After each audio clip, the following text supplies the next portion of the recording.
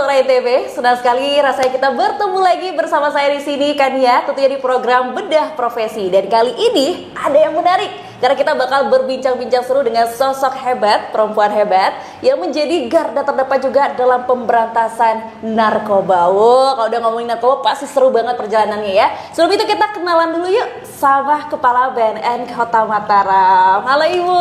Halo. Boleh disapa dulu Bu, pemirsa Suara NTB, dan kemudian bisa sharing nih udah berapa lama nih menginjakkan kaki di Kota Mataram ini Bu. Silahkan. Selamat pagi.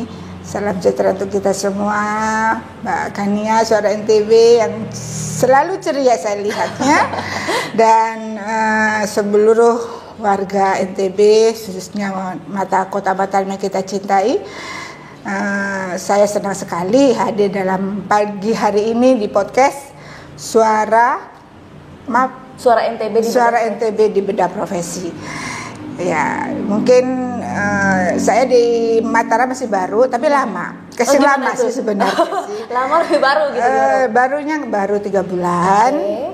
Kemudian lamanya sebelumnya saya ya Kepala BNN Kabupaten di Sumbawa Barat. Okay. Selama hampir 2 tahun di sana.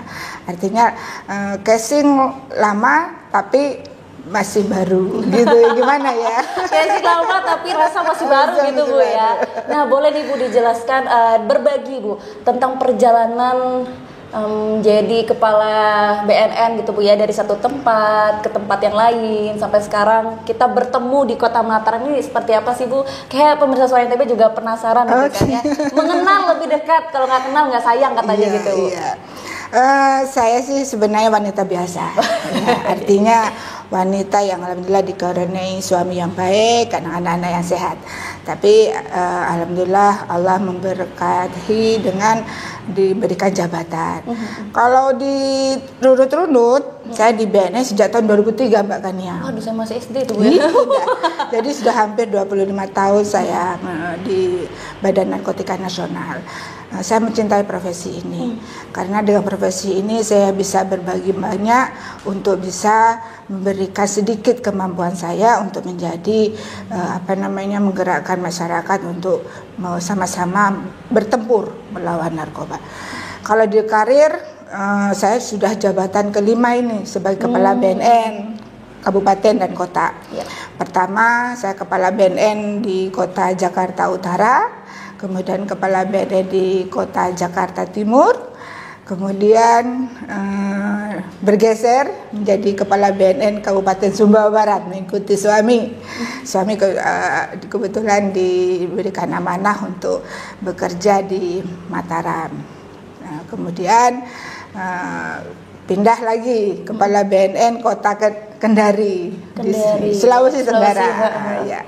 Alhamdulillah, dan sekarang mendapat amanah sebagai Kepala BNN Kota Mataram. Wih, keren. Dan akhirnya kita bertemu di sini. Syukurnya Mataram Bu ya, kalau gitu nggak ketemu. Iya betul. Saya sedang juga nih. Dan ini Bu, kalau misalnya kita kan penasaran Bu ya, biasanya kalau Kepala BNN itu identik dengan pria gitu Bu. Kemudian ini Ibu sudah 5 kali menjajaki sebagai Kepala BNN. Ada nggak challenge tersendiri atau mungkin saya dapat privilege sebagai seorang perempuan untuk mengungkap kasus mungkin atau menjalankan program-program di BNN sendiri Bu? Ya, crop privilege enggak tahu lah. Yang pasti saya setiap mendapat amanah saya laksanakan dengan sebaik-baiknya dan bermanfaat untuk masyarakat yang di wilayah saya. Cuman yang pasti saya berharap apa yang saya berikan ini memberi manfaat, itu saja. Tantangan di dalam menjadi Kepala BNN yang sampai sekarang alhamdulillah yang kelima memang cukup besar. Sampai saya bisa alhamdulillah mengungkap heroin, mengungkap ekstasi cair waktu di Jakarta Utara, kemudian mengungkap banyak-banyak kasus narkotika. Tetapi yang pasti yang saya inginkan sebenarnya adalah adanya kesadaran dari masyarakat untuk tahu bahwa narkoba ini musuh bersama dan harus kita atasi bersama. Menggerakkan masyarakat ini bagaimana? Ya kita harus memberikan hasil yang optimal. Aksinya dulu kita berikan bekerja, nih kerja kita, dan ayo harus didukung oleh masyarakat setempat. Gitu. Tapi yang pasti tantangannya banyak karena narkoba ini pasti ada yang ada salah satu yang mencoba menghambat, artinya menghambat dalam pengungkapan kasus. Sampai alhamdulillah pada saat saya menjabat sebagai BNN di BNN Pusat, di BNN menjadi analis pemetaan jaringan, saya mendapat alhamdulillah mengungkap hampir 500 kilo sabu di Kepulauan Seribu pada tahun 2022. Artinya apa yang saya berikan itu semata-mata saya ingin membuat masyarakat Indonesia ini sembuh dan tidak lagi terjerat dalam narkotika, karena narkotika ini adalah kecanduan dan kecanduannya ini seumur hidup.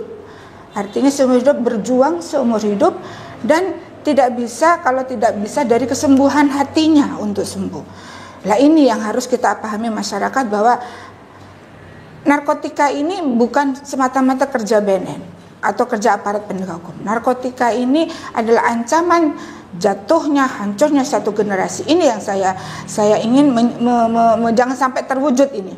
Makanya tantangan kita adalah apapun yang ada, apapun yang terkait dengan narkotika harus menjadi kerja kita bersama. Itu saja. Tidak bisa satu berat sebelah nanti kalau cuma dari BNN aja gitu Bu ya. Nggak bisa, BNN harus perlu kolaborasi, BNN harus merangkul semua. Ayo bergerak bersama. Kenapa? Karena yang kita selamatkan adalah mental yang rapuh dan menjadi sehat, itu yang harus kita jaga.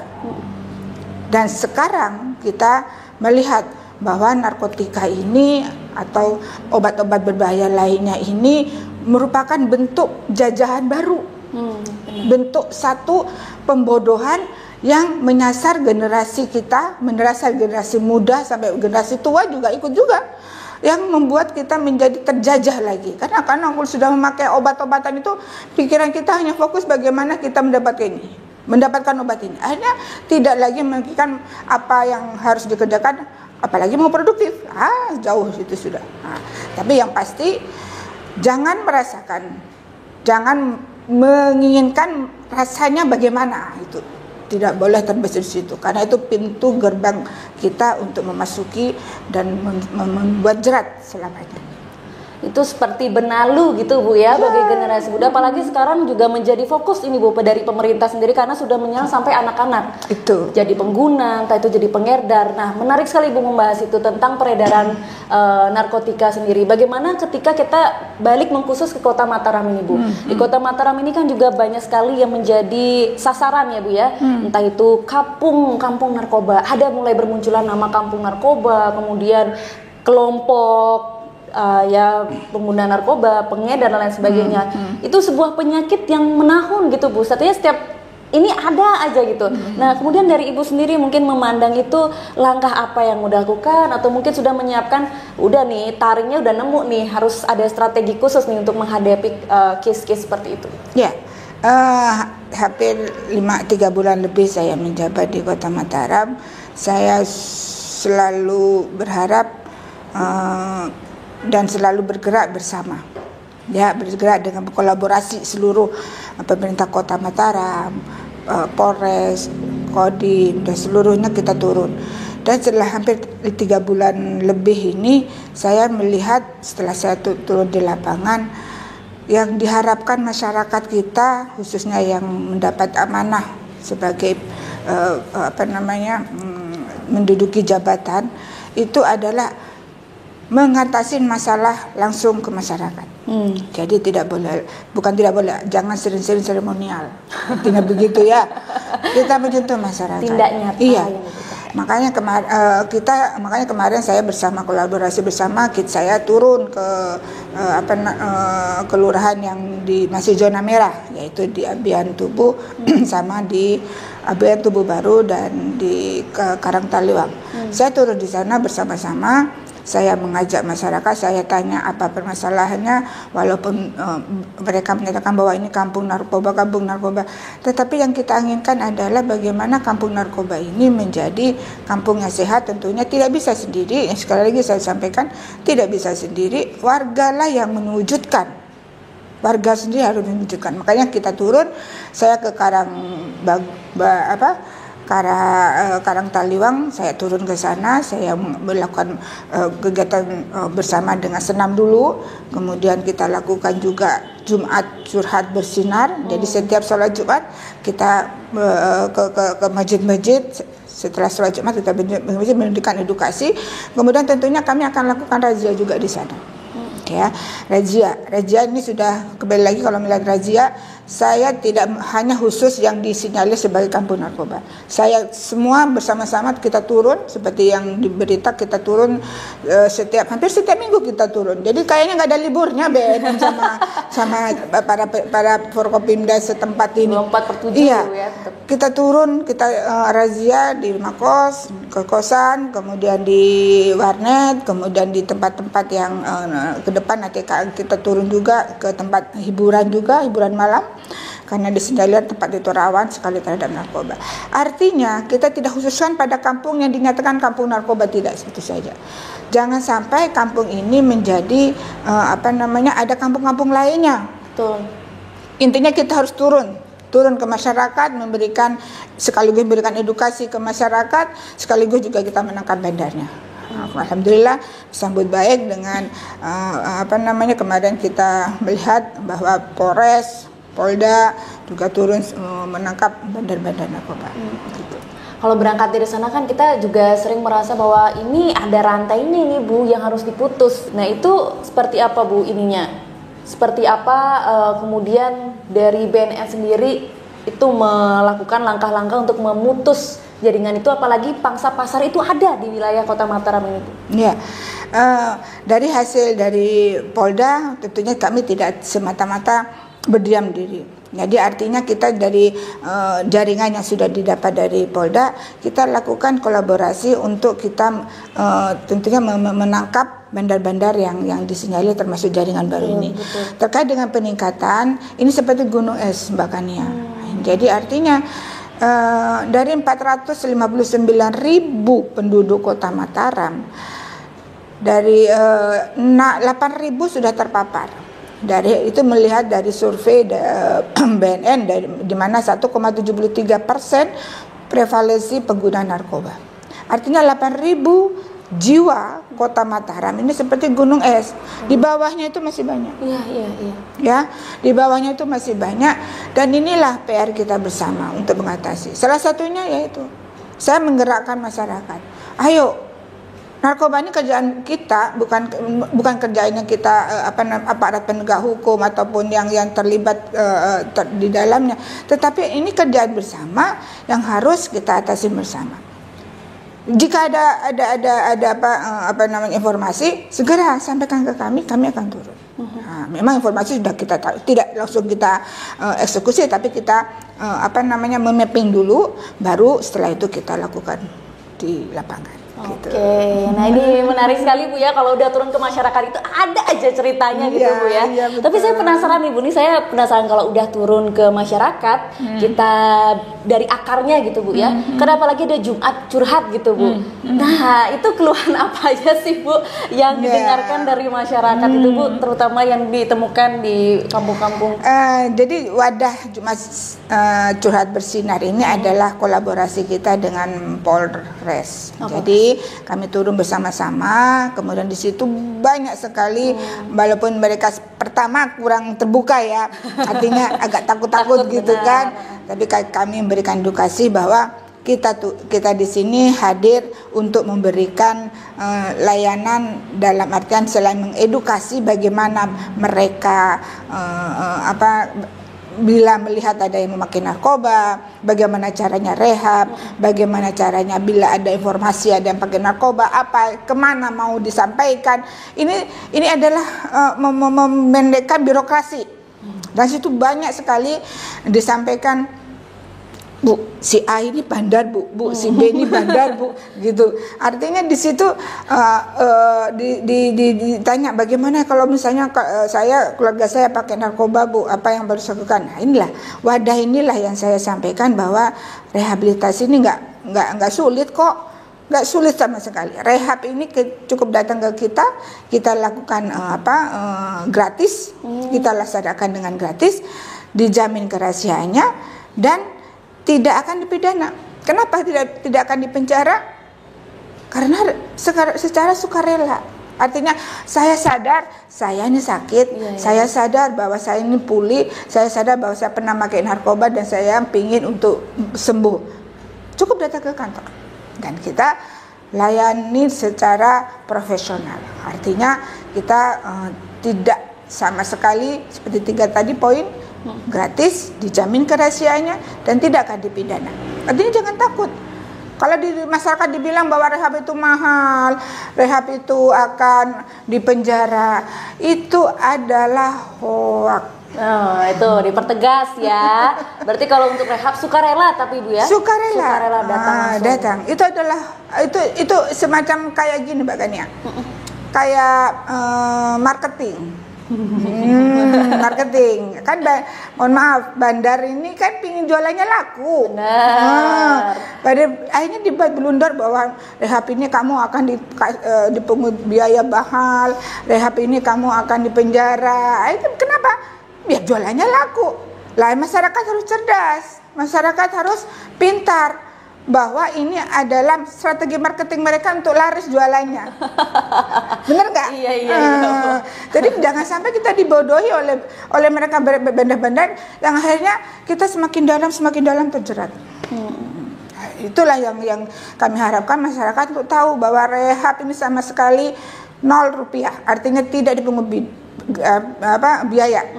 Kalau rehabnya di BNN. Tetapi kalau di swasta mungkin ada jasa untuk pondokannya, jasa biaya untuk makannya, pasti akan ada biaya di situ. Tapi khusus untuk di BNN 0 rupiah. Artinya datanglah ke BNN Kota Mataram jika dirasa gitu Bu ya, ada keluarga jangan takut yang sempat ya namanya juga hilaf gitu Bu ya, masa muda itu silahkan langsung datang ke BNN, dijamin kerahasiaannya. Kadang kan yang bikin khawatir itu aduh nanti kita didata, aduh apalagi remaja ya Bu ya. Iya, kalau didata mungkin memang akan ditata namamu siapa, kamu kapan penggunaannya, kemudian frekuensinya sejauh mana, artinya sudah seminggu berapa kali pakai. Itu memang harus kita tanya gitu loh, kita tanya untuk mengukur tingkat kecanduannya sejauh mana. Nah, setelah itu baru kita pilih. Oh, metode rehabnya ini rawat jalan. Oh, metode rehabnya ini menginap. Nah, itu berdasarkan dari apa yang disampaikan. Tetapi tidak menjadi mereka ya itulah nanti akan, mohon maaf ya, akan jadi cepu bla bla bla bla gitu kan. Iya, Jamaah. Saya bilang gitu kan, kamu pemakai, kamu kan ini kecanduan gitu loh. Artinya pemakai itu harus kita identifikasikan sebagai korban. Korban yang pernah salah dan harus ingin merubah masa depannya lebih baik lagi tanpa harus kecanduan obat-obatan tersebut. Diwadahi lewat rehabilitasi itu. Iya, rehabilitasi. Artinya apakah sejauh ini sudah ada yang memanfaatkan layanan tersebut Bu di BNN? Oh sudah, dan melebihi target. Setiap tahun melebihi target. Artinya target kita malah sampai ini baru bulan Februari ya, udah separuh dari target. Artinya saya senangnya kenapa? Oh berarti masyarakat ini sudah mulai sadar bahwa rehab ini dibutuhkan dan rehab ini adalah jalan untuk mereka pulih. Tapi tidak menjamin untuk sembuh ya, karena kesembuhan itu adalah dari hati. Hatilah yang bisa membuat dia sembuh atau tidak. Karena BNN tidak bisa mengawasi semuanya 24 jam. Artinya rawat jalan, mereka beraktivitas. Kalau misalnya mereka ada hal-hal yang pengen dikonsultasikan, tinggal telepon. Nah, tinggal telepon, kita bicara, kita lakukan ini, kita arahkan mereka untuk yang lebih baik. Tetapi ingat, kesadaran harus muncul dari hati. Ya, karena narkotika tidak ada obatnya. Yang ada adalah bagaimana meredah nyerinya. Tetapi obat satu-satunya adalah tingkatkan imunitas dalam diri. Artinya say no to God. Katakan tidak apabila ada yang coba-coba pakai ataupun mengajak untuk pakai narkoba lagi. Saat niat untuk membeli, ada juga niat untuk menyembuhkan diri seperti itu Bu ya. Nah kemudian Bu, berbicara soal layanan nih Bu, kayak kita juga butuh diedukasi juga nih Bu ya. Layanan-layanan apa sih yang ada di BNN Kota Mataram yang diberikan kepada masyarakat yang harus kami pahami juga itu? Ya. Layanan kami banyak, artinya banyak dalam artian kita ada ada beberapa seksi, yaitu seksi pencegahan, seksi rehabilitasi, dan seksi pemberantasan. Di sini tiga-tiganya ini berperan dalam melayani masyarakat, dan lebih jelasnya kami sudah memiliki aplikasi Silak Mampir. Ya, Silak Mampir ini adalah aplikasi bagaimana mereka ingin butuh keterangan lengkap mengenai layanan, ada di website kami di Silak Mampir. Dan ini merupakan wujud kami untuk bisa memberikan yang terbaik. Pertama, kembali lagi kepada pencegahan. Pencegahan kami memberikan layanan bagaimana kita tidak perlu ribet deh, misalnya Bu, saya ingin memberikan ingin ngajak BNN untuk bersosialisasi atau memberikan penyuluhan, silakan melalui Silak Mampir. Kita minta request untuk mengadakan sosialisasi, kita langsung datang. 24 jam sepanjang itu masih bisa dilayani ya. Artinya kita tidak, kalau tengah malam ya nggak ada yang dengar gitu kan. Tapi semampu kita berikan itu. Kemudian kami juga membentuk remaja teman sebaya. Remaja teman sebaya itu artinya terutama kita ke sekolah-sekolah nih, bicara sekolah lagi. Ke sekolah kita setiap sekolah wajib membuat satgas anti narkoba. Ya, di sekolah wajib membentuk duta remaja anti narkoba, dan kami setiap Senin turun ke lapangan, turun ke sekolah untuk mendeklarasikan itu. Dan di situ kami harapkan Bapak Kepala Sekolah untuk setiap upacara berikrar bahwa mereka anti narkoba. Nah, artinya di sekolah kita rangkul juga. Kemudian di seksi dan banyak sekali layanan terkait dengan pencegahan, rehabilitasi, kembali ke rehabilitasi. Kami ada namanya KKB, bukan kelompok bersenjata ya. KKB adalah klinik konsultasi berjalan. Artinya kami datang langsung ke rumah-rumah apabila dibutuhkan, door to door. Tentunya ini merupakan layanan yang di luar kantor. Ya, layanan di luar kantor. Selain layanan terkait dengan rehabilitasi, kita berikan layanan di kantor, kami juga layanan di outdoor juga kita lakukan. Selanjutnya ada layanan untuk kita menerbitkan surat keterangan hasil pemeriksaan narkotika. Itu hampir sama dengan SKCK, Mbak. Jadi setiap yang melamar pekerjaan ataupun setiap mau sekolah itu wajib disertakan bahwa mereka bersih narkotika dengan menerbitkan SKPN tersebut. Nah, ini terus kami lakukan sebagai upaya untuk menciptakan kesadaran masyarakat. Dan terakhir mengenai pemberantasan tentunya tidak semata-mata kita menangkap. Kami juga melakukan mapping, kita membuat data-data intelijen kita rangkul sehingga menjadi satu yang perlu dieksekusi di lapangan untuk kita tangkap. Dan terakhir kita juga kerjasama dengan pemerintah kota. Alhamdulillah pemerintah kota juga sangat antusias untuk memberantas narkoba ini. Ini kita wujudkan kan setiap razia mereka bambu ingin ini Bu, ayo Bu kita lapangan, dan mudah-mudahan ini menjadi semacam gerakan massa bersama untuk bisa mengatasi narkotika. Oke, asik. Kalau udah pendekatannya bersama Ibu ini jadi gini Bu ya. Jadi ngerasa itu bukan hal yang menyeramkan ketika didatangi oleh BNN seperti itu Bu. Kadang kan orang bikin takut, BNN ini panik gitu kan Bu ya. Tapi ketika berhadapan dengan BNN pun juga gerakan preventifnya, kemudian pendekatan humanisnya itu masih ada. Jadi jangan takut kalau deketin sama BNN gitu ya Bu ya. Nah kemudian Bu, kita juga butuh tahu nih Bu, kita kan mengenal banyak sekali jenis-jenis narkotika gitu Bu ya. Nah itu tuh juga menjadi langganan bagi mereka yang menggunakan ya seperti tadi Ibu sebutkan candu ya, kecanduan narkotika. Ada dari sabu, ganja.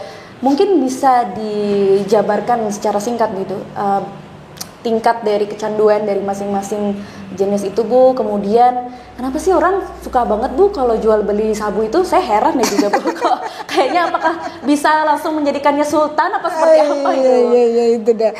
Kalau tingkatannya memang ada 3 tingkatan. Pertama ringan, kemudian sedang dan berat.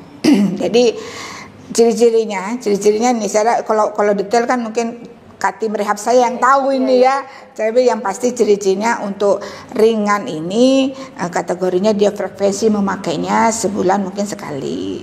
Sebulan sekali dia pakai, itu pun situasional. Artinya sesuai dilihat kondisinya. Nggak terlalu butuh banget deh gitu loh. Tapi ini juga bisa meningkat cepat jadi sedang dan berat. Jangan menganggap ringan, kan jangan menganggap enteng lah. Saya kecanduan saya juga enggak parah Bu. Kecanduan saya hanya berapa gini, sebulan sekali aman kok gini. No, itu adalah pintu kita menuju ke kecanduan yang lebih meningkat. Kenapa? Setiap ada dia cuma merasakan enaknya nih loh. Katanya enaknya dalam artian kategori tanda kutip lah. Enak ya dalam artian mereka berhalusinasi. Saya pengen jadi artis. Saya pengen ini, mereka berhalu, istilahnya memakai narkoba sabu. Saya pengen happy, mereka pakai Inex. Saya pengen biar nggak stres, saya pengen tenang, mereka pakai sabu lagi. Artinya ini hanya stigma yang membawa mereka kepada lama-lama dia meningkat menjadi sedang dan berat. Pertama itu frekuensi. Jadi kemungkinan sekitar sebulan sekali. Kemudian yang kedua sedang. Sedang ini sudah mulai meningkat kepada seminggu sekali minimal. Itu. Kemudian yang berat, jika dia sudah hidup tanpa narkoba, saya tidak akan hidup. Itu sudah meningkat kepada berat.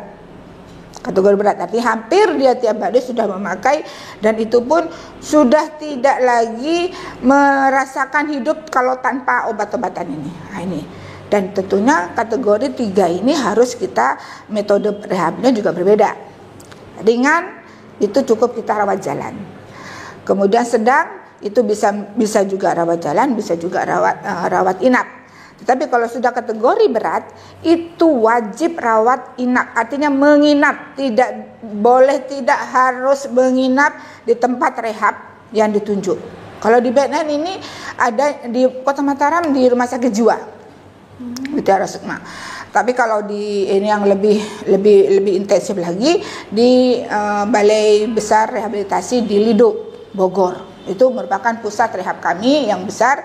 Di samping ada balai besar lainnya di tempat di luar Jawa juga ada. Inilah yang harus kita tahu bahwa tingkatan ini dari ringan, sedang, berat, ini adalah rangkaian dari hal-hal yang memungkinkan kita menjadi rusak. Bukan hal memungkinkan, pasti rusaknya. Dan itu kami berharap masyarakat ini ngerti nih.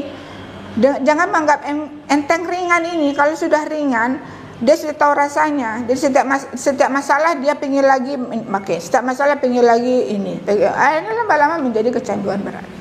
Karena setiap kecanduan sama seperti kita kecanduan lagi viral sini yang bagiannya. Kecanduan game online. Game online bagaimana? Itu kecanduan yang berbahaya juga. Hanya dikit-dikit main game, lama-lama menjadi judi online. Apapun yang kecanduan yang bersifat tidak produktif, dalam artian produktif dalam memberikan efek yang membuat kita menjadi tidak seimbang dalam hidup, itu pasti akan merusak merusak hal yang menjadi tujuan kita. Artinya misalnya kita ingin jadi ini, ternyata tidak, karena keseimbangan tidak berjalan seperti biasanya, akhirnya membuat mereka tidak fokus lagi. Dan alhamdulillah kemarin saya bertemu dengan Bapak Wali Kota, kita bicara, kita sampaikan, dan mudah-mudahan dalam waktu dekat kita akan mendapatkan bantuan untuk alat tes urin. Ya, alat tes urin ini sangat dibutuhkan untuk mendeteksi tidak hanya di tempat yang rawan, tetapi juga mendeteksi juga di sekolah-sekolah. Artinya apabila ini kita jaga, ini anak-anak kita ini, ada anak-anak generasi muda penerus bangsa ini harus kita jaga mentalnya, kita jaga fisiknya, terutama jangan sampai memakai narkotika. Makanya kami berharap adanya bantuan dari pemerintah kota untuk bisa memberikan alat tes urin sehingga kita bisa ke sekolah-sekolah apabila ada anak-anak yang disinyalir tidak berjalan normal untuk melakukan kegiatan belajar, kita lakukan deteksi dulu. Bukan hal yang tidak mungkin, itu pasti akan saya lakukan, insya Allah akan saya lakukan. Dan kami sudah sepakat dengan pihak pendidikan karena ini merupakan wujud bahwa kita mencegah jangan sampai narkoba masuk ke sekolah dan bisa merusak. Dengan adanya pemeriksaan tes urin ini di kedepannya akan menjadi indikator indikator kita untuk langkah-langkah selanjutnya. Oke, ngomongin generasi muda nih Bu, biasanya kan anak-anak muda, saya masih muda sih juga Bu ya. Iyalah, masih. Kadang kan sering labil, aduh putus cinta seperti dunia sudah berakhir gitu Bu ya, larinya ujung-ujungnya ke narkoba. Nah kadang narkoba dengan nilai misalnya sabu itu kan punya nilai pasar yang berbeda gitu Bu ya, sabu, ganjar dan lain sebagainya. Dan apakah temuan itu ada di Mataram dan apakah itu meningkat ya Bu di kalangan generasi muda? Seperti yang saya sampaikan tadi, ini kan seperti gunung es. Artinya untuk meningkat tidak meningkatnya itu kita melihat dari temuan yang kita temukan di lapangan. Kalau sejauh ini memang ada informasi bahwa mereka terkadang iuran membeli sepaket 100.000. Jadi kadang-kadang mereka ini 25 ribuan Bu, hanya dapat 100.000. Saya sampaikan ini informasi ini perlu kita buktikan, artinya buktikan kebenarannya. Tetapi saya yakin dengan edukasi kita dengan tim turun ke sekolah-sekolah untuk menyampaikan bahwa ini merupakan hal yang dilarang dan mereka membuat menjadi bahwa ini akan merusak masa depannya. Dan tentunya itu harus pengawasan dari orang tua. Ya, orang tua harus tahu apa dan dengan siapa di anak-anak kita ini bergaul. Ya, dan sering-seringlah melihat handphonenya. Sering melihat apa isi percakapan di dalam handphone, karena pasti anak-anak punya handphone kan untuk usia SMP serta ke atas. Cek HP-nya dengan siapa dia komunikasi dan apa bahasanya. Penting ini. Jangan sampai kita nggak tahu bahasa mereka yang asing-asing, perlu kita tanya. Kalau Mona di Jakarta itu kalau sabu kan dibilangnya putih. Punya kode gitu ya. Ini anak orang tua harus tahu. Wah, apa nih nak? Kalau Inex dibilangnya ikan. Nah, itu kan semua itu kode-kode yang harus orang tua tahu. Dan wajib tahu isinya, karena tidak hanya kecanduannya tidak hanya narkoba saja, pornografi, game itu salah satu yang merusak mental anak kita sekarang. Itu adalah viral sekarang. Akhirnya berakibat pada mereka tidak belajar dengan maksimal. Cek handphonenya. Orang tua ini berperan penting untuk tahu perkembangan anak-anak. Kita sebagai lembaga pemerintah, dan juga pendidikan di sekolah hanya sebatas itu. Tetapi yang penting parenting skill, kemampuan, keahlian orang tua tidak hanya sekedar membesarkan, tetapi mendidik anak kita untuk tahu, karena mereka masih mencari identitas diri nih. Labil. Saya mau kemana nih ya? Setelah ini saya dengan siapa? Ini pentingnya orang tua ini tahu. Ini arahnya ke sini nak. Kamu bisa lakukan dengan hal baik, bisa mendapatkan nilai yang baik. Caranya begini. Nah, itu penting. Karena sekarang zamannya ini, mohon maaf, lebih dekat handphone daripada orang tua kan. Handphone tuh harus di samping bantal gitu Bu ya.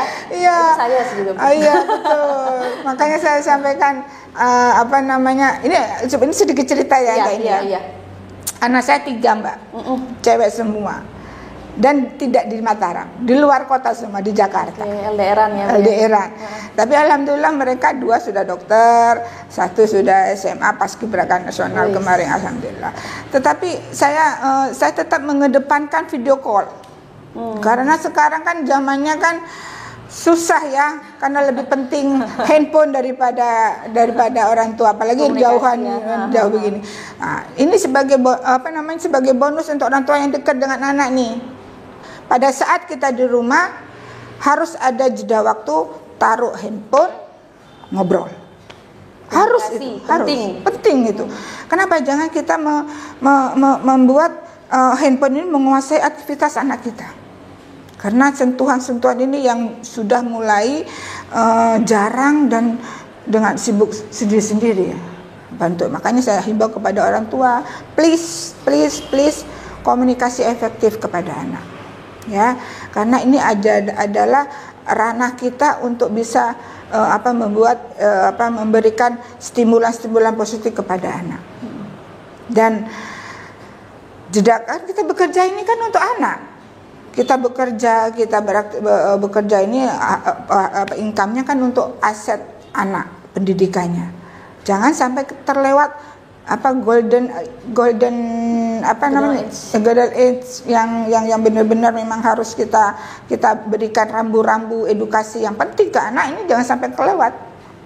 Jangan sampai yang masuk di benak anak-anak kita ini adalah yaitu yang handphone yang bersifat merusak mental mereka, lebih mengarah kepada hal-hal yang duniawi. Ya, itu perlu diimbangi dengan kita memberikan edukasi. Dan tentunya pada saat komunikasi efektif ini, kalau yang Muslim sediakan waktu untuk kita sholat berjamaah. Kalau non Muslim sediakan waktu untuk beribadah bersama. Ini penting sekali, dan anak harus dibuat jadwal seperti itu, sehingga tahu anak kita bahwa orang tua saya ini masih sayang sama saya. Tidak hanya materi saja, tapi sentuhan kasih sayang itu yang mereka butuhkan. Oke, Bu, saya jadi terharu ya, Bu ya. Ibu saya juga ini. Iya, Bu. Dan kedepannya ini, Bu ya, terakhir dari saya nih, Bu. Kedepannya target yang ingin dicapai atau yang ingin dilakukan oleh BNN apa? Kemudian bagaimana memutus branding bahwa di Mataram atau juga secara skala besar di NTB itu ada kampung narkoba, kemudian ada beberapa titik yang sudah terkenal bahwa sudah dilegalkan lah bahwa dia bekerja untuk itu gitu Bu. Kemudian apa nih target ke depannya? Saya pertama mohon doa restu seluruh warga Kota Mataram untuk mendukung kami untuk bisa mewujudkan Kota Mataram ini harum seharum-harumnya, ya. Dalam artian kita harum tetapi tetap dan selalu bersih narkoba.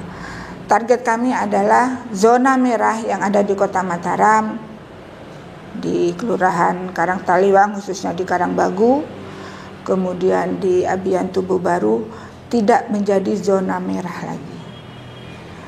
Tidak bisa saya sendiri, tidak bisa tim saya BNN sendiri.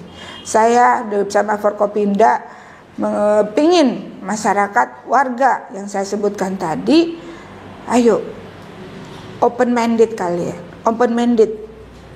buka pikiran bahwa narkoba ini tidak sama sekali bermanfaat, tidak membuat sejahtera. Jaga lingkungan. Apabila ada dua wilayah ini masih memasarkan atau berkegiatan yang menyalahgunakan narkoba, catat, rezeki yang kalian dapat itu sama sekali tidak berkah, dan keberkahan itu hanya membawa dampak kepada keluarga dan tentunya pasti akan dipertanggungjawabkan di akhirat nanti. Nah, saya berharap target kami di luar target, kami memiliki target tahunan juga di dalam target rehabilitasi, target pencegahan. Tapi yang khusus kami adalah target di 2 zona merah ini harus kita menjadi zona minimal zona hijau. Emang tidak mudah jadi hijau itu, tetapi saya bertahap, zona merah lagi tidak muncul lagi pada tahun berikutnya. Zona merah ini sudah menjadi zona orange karena tingkatannya adalah dari bahaya, waspada, siaga, aman. Sekarang kategorinya bahaya, tapi saya berharap itu turun menjadi waspada, sehingga tidak menjadi digaung-gaungkan seakan-akan Kita ini tidak bekerja, padahal kita sudah mati-matian bekerja ya Mbak ya. 24/7 benar Bu ya. 24/7 jam malah sampai. Tapi ini tidak bisa saya sendiri, tidak bisa kami sendiri. Kami perlu bapak, kami perlu ibu. Ayo, demi siapa? Demi anak-anak kita. Jangan sampai kita dijajah oleh narkoba ini. Karena narkoba ini hanya membawa dampak yang tidak sama sekali bermanfaat. Narkoba ini hanya membuat kita menjadi dikungkung oleh satu masalah dan masalah berikutnya. Karena narkoba ini memicu satu kejahatan lainnya. Pencurian, pemerkosaan, pembunuhan, perampokan itu berawal daripada narkoba. Dan terutama hancurnya rumah tangga berawal dari narkoba. Makanya saya berharap target yang kami sampaikan, mohon doa restu, mohon doa dukungan dari warga Kota Mataram. Ayo perangi narkoba. Bagaimana caranya Bu? Saya tidak punya senjata. Perangi dengan mengusir bandar-bandar yang ada di kampung kita. Harus berani speak up, harus berani melawan sesuai dengan apa yang kita punya. Kalau misalnya kita bisa ngomong dengan mulut, sampaikan itu. Saya nggak mau narkoba di sini, cukup itu saja. Saya nggak mau ada narkoba di tempat saya. Itu bentuk perlawanan kita, bentuk kita tidak suka ada narkoba di kita itu. Insya Allah dengan apapun, sekecil apapun bantuan, dukungan dari masyarakat, saya yakin dengan lindungan Tuhan Yang Maha Esa, dengan kita mencari ridho Allah, insya Allah kota kita menjadi lebih aman lagi. Oh iya. Ya, semoga kita ini menjadi doa dan komitmen bersama Ibu ya. Amin, amin. Bukan hanya dari BNN saja. Memang darurat narkoba ini memang harus segera kita lakukan dengan 3S, speak up, stop dari sekarang, dan seriusin niat untuk berhenti menjadi pengguna narkotika maupun juga peran-peran lainnya ya. Terima kasih Bu Yarisa atas semua pencerahannya. Semoga langkah-langkah yang dilakukan BNN ke depannya juga bisa membawa kita ke zona nyaman lagi Bu ya. Zona nyaman yang bersih tanpa narkoba. Dan sebelum saya menutup, saya ingin melempar sebuah pantun untuk pemirsa Suara NTB. Si Susan bawa boba, tiba-tiba keram. Berantas narkoba bersama BNN Kota Mataram. Yes, sampai jumpa di episode berikutnya yang tentunya akan lebih seru lagi di program Bedah Profesi. Bye-bye. Terima kasih Bu. Sama-sama.